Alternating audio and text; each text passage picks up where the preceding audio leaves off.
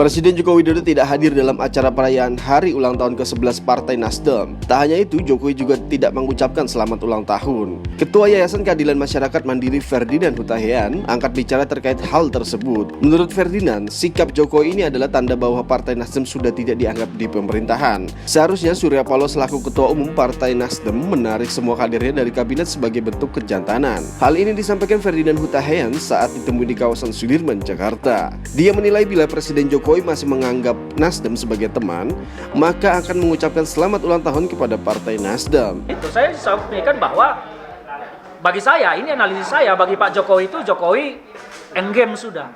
Saya hanya menunggu sebetulnya kejantanan Pak Surya Paloh menyatakan mundur dari Kabinet Indonesia ini. Tariklah kadernya.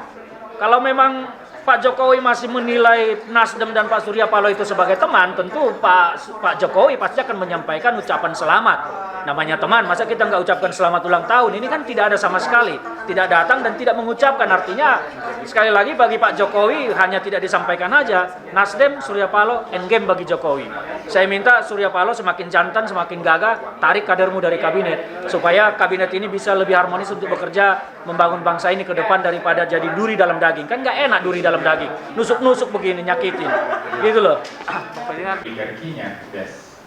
Karena oligarki itu kan bukan bapak banget kalau gitu. Iya, udah ada pemuda soalnya. Saya juga masih muda loh. Asik. Oke. Boleh ya, buat Partai Demokrat untuk terkait di kontestasi pilpres, Bang?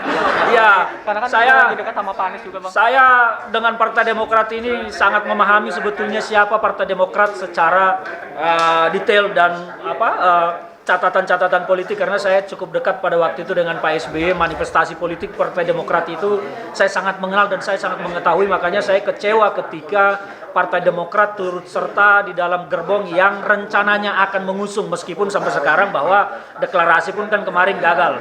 Nah ini karena gagal kenapa? Karena memang para oligarki ini sedang berebutan tulang belulang, ya.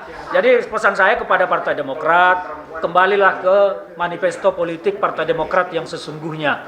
Kita sama-sama mengerti, saya tidak tahu kader-kader yang lain mengerti tahu tidak manifesto politik Partai Demokrat itu. Kalau saya sangat paham betul karena Pak SBY sendiri yang menyampaikan ke saya siapa sebetulnya Partai Demokrat. Nah kalau sekarang bagi saya dia menyimpang dari manifestasi politik itu. Saran saya ya Partai Demokrat kembalilah ke jalur yang nasionalis. Jangan ikut-ikutan tercebur ke dalam politik identitas. Itu lebih baik. Pahami betul. Saya juga berharap kader-kader Partai Demokrat dimanapun berada, cobalah baca manifestasi politik Partai Demokrat itu seperti apa. Itu sebetulnya bagus. Dan ini sekarang tertinggalkan karena hasrat-hasrat politik.